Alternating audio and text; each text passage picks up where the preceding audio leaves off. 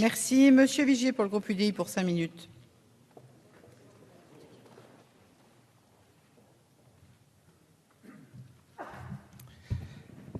Madame la présidente, madame la ministre, mesdames, messieurs les rapporteurs, mes chers collègues, l'endettement de la France est probablement l'une des questions les plus préoccupantes pour notre pays, car d'elle dépend naturellement la souveraineté budgétaire et la survie du modèle social auquel nous sommes les uns et les autres tant attachés.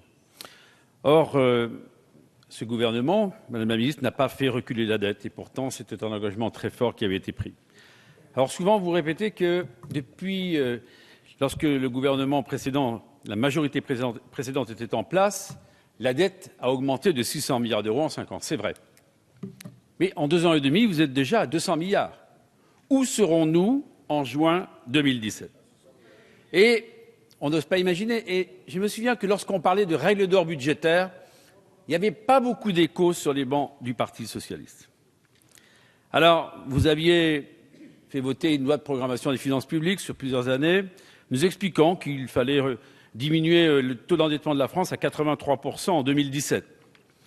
Madame la ministre, Michel Sapin le sait très bien, eh bien on a atteint 95% du PIB à la fin 2014. Et on sait même qu'on va probablement arriver à 100% du PIB l'année prochaine, et on vient d'ailleurs de passer ce seuil fatidique des 2 000 milliards d'euros de dette. 2 000 milliards d'euros de dette, c'est 31 800 euros par Français. C'est donc une dette dont il faudra s'acquitter un jour pour que la France honore les engagements qu'elle a pris, parce que naturellement, cette dette, elle est financée chaque jour, et on voit donc le fardeau pour les prochaines générations. Alors, je ne résiste pas une seconde à citer Didier Migaud. Une telle somme, dit-il, représente plus de 20 fois le coût de construction de l'ensemble autoroutier et de grande vitesse ferroviaire existant actuellement. Chacun a bien compris que derrière cette dette, c'était toute la capacité d'investissement de notre pays. Et d'ailleurs, Michel Sapin n'est pas là, mais il a dit l'autre jour quelque chose d'important. Il n'est plus obligatoire d'avoir toujours plus de dépenses publiques. Ça y est, enfin, au Parti socialiste, on a compris que ce n'est pas parce qu'il y avait plus de dépenses publiques que ça allait mieux dans le pays. Alors, au groupe UDI, c'est vrai. Eh, mais mon cher collègue, pardonnez-moi, s'il y avait toujours plus de dépenses publiques pour avoir moins de chômage, je pense que ce que l'on vit à l'heure actuelle en est l'illustration que ça ne marche pas.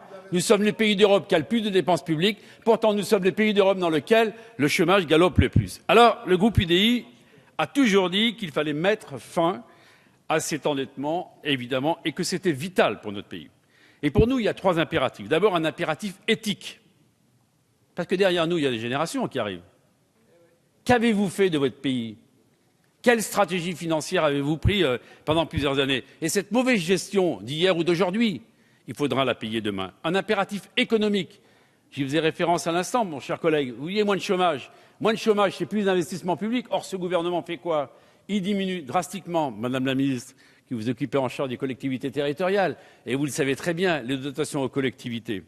Et puis, l'impératif politique. Lorsqu'on est élu, on est élu pour faire des choses, on est élu pour faire des investissements, pour accompagner des politiques. Et demain, avec une telle dette qui galope, avec des remboursements toujours plus importants, et Véronique Louwagie avait raison d'expliquer que c'est le 2e poste de dépenses de l'État, dans des conditions exceptionnelles d'endettement, de niveau de taux d'endettement. C'est-à-dire que chacun sait que les taux auxquels nous empruntons chaque jour sont historiquement bas. Je ne préfère pas une seconde imaginer qu'ils augmentent d'1 demi-point ou d'1 point. Ça lui permettrait naturellement de ne pas répondre à Bruxelles sur le budget que nous avons transmis il y a quelques jours. Alors moi, je déplore que ce gouvernement n'ait pas fait de la réduction de la dette l'alpha et l'oméga de sa politique. Et pourtant, les engagements de François Hollande, 3% en 2015, chacun s'en souvient, abandonnés. On est à 4,3, on est remonté à 4,4 pour 2015. Là, on corrige à la va-vite la copie. On arrive par des gesticulations à redescendre à 4,1% du PIB. D'ailleurs, même M. Moscovici, ancien ministre de l'économie, ancien député il y a quelques jours, il a dit non, c'est pas bien ce que vous avez fait. Vous avez dit que le prélèvement européen qui allait diminuer, eh bien vous ne pouvez pas le compter dans les 3 milliards d'économies. Donc vous voyez quand même que même un des vôtres nous critique vertement. Donc c'est un vrai renoncement. Et Madame la Ministre, vous le savez pourquoi nous en sommes là. Ce sont ces réformes structurelles qui sont difficiles à faire, je vous le concède. Mais qu'il faut faire. Une réforme territoriale, pas une demi-réforme, mais une réforme territoriale qui s'accompagne d'une réforme de l'État, elle n'est pas là. Une vraie réforme de retraite que nous ne faisons pas et que vous ne faisiez pas, et je le regrette. Une réforme de la dépendance qui n'existe même pas. Je ne parle même pas de la réforme du droit du travail, j'en aurais tellement à dire d'ici là. Mais le pire, mes chers collègues, c'est qu'à cette tribune, à cet endroit, Manuel Valls nous a dit il y a quelques mois, il y aura 50 milliards d'euros d'économies sur les 3 prochaines années. L'opposition, si elle vous dit que ce ne sera pas 50, ça sera 20, on vous dira c'est pas bien, vous êtes dans l'opposition, vous nous critiquez pour nous critiquer. Mais non, là encore, c'est Didier Migaud.